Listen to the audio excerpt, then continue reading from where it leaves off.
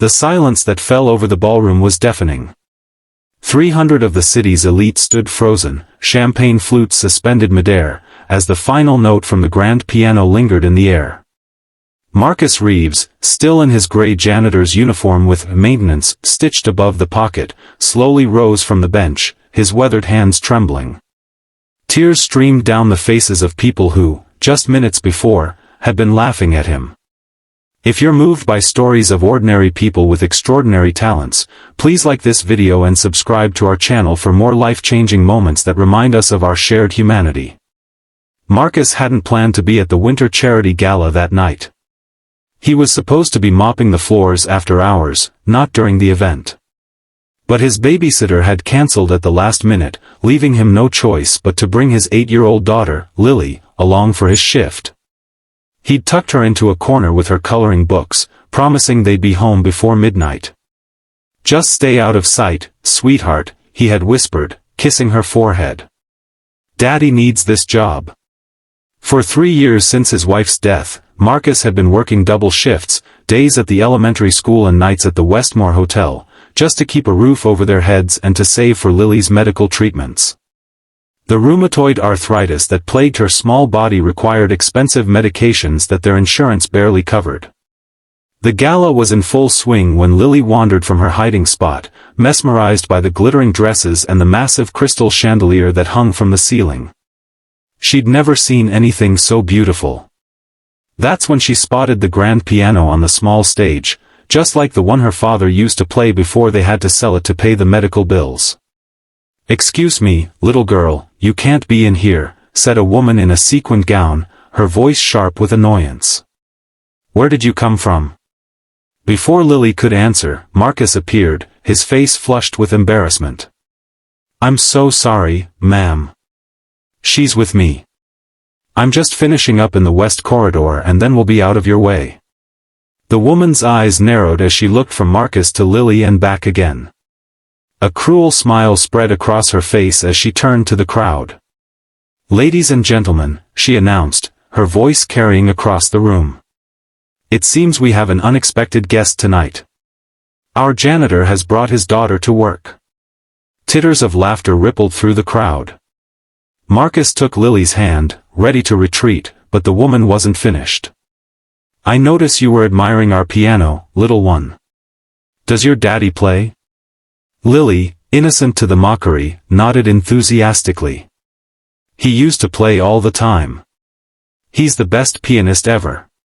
The laughter grew louder. The woman's smile widened. "Well then, perhaps he should entertain us. Our scheduled pianist is running late, and we could use some amusement." Marcus felt his stomach drop. "Ma'am, I really should get back to work." "Nonsense. I insist. Consider it part of your job tonight." The woman's voice left no room for argument. "Unless, of course, your daughter is mistaken about your talents?" Marcus looked down at Lily, whose eyes were wide with excitement. He thought about the bills piling up at home, about the job he couldn't afford to lose. With a deep breath, he nodded and led Lily toward the stage, whispers and snickers following them like shadows. "Play something, Daddy," Lily whispered as he helped her onto the bench beside him. "Play Mommy's song."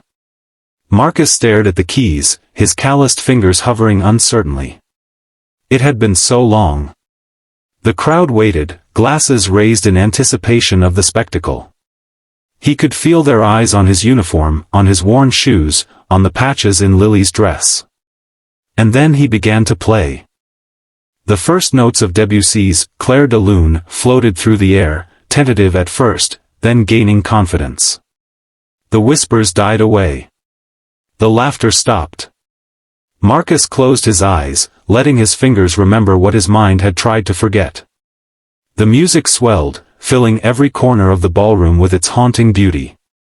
When he transitioned seamlessly into an original composition, the lullaby he had written for his wife when she was pregnant with Lily, there wasn't a dry eye in the house.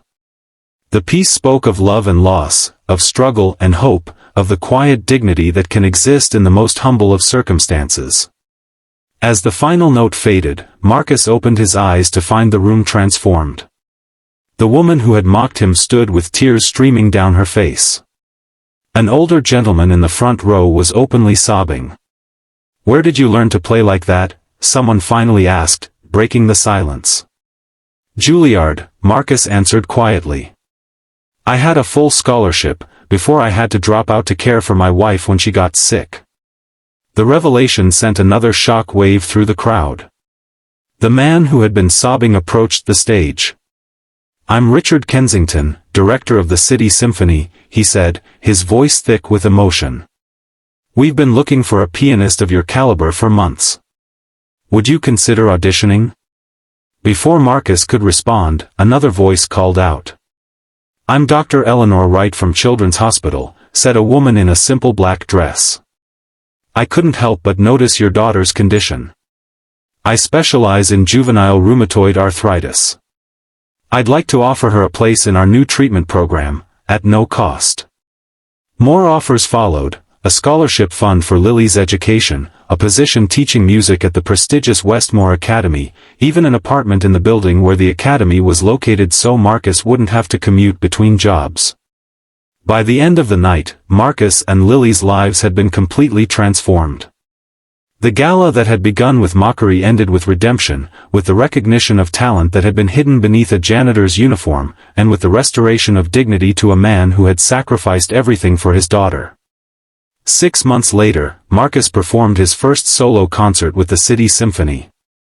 In the front row sat Lily, her hands now steady enough to hold the program without pain, and beside her, many of the same people who had been at the gala that night, no longer as mockers, but as friends and supporters.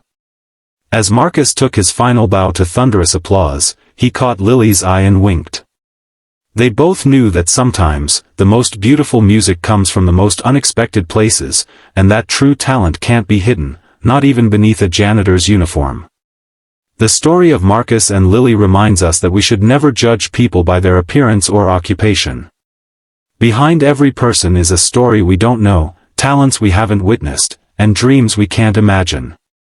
Sometimes all it takes is one moment, one chance, to change a life forever. And sometimes, the people we dismiss most easily are the ones with the most to offer. If this story touched your heart, please remember to like this video and subscribe to our channel. Together, we can share more stories that remind us of the extraordinary potential in every ordinary life.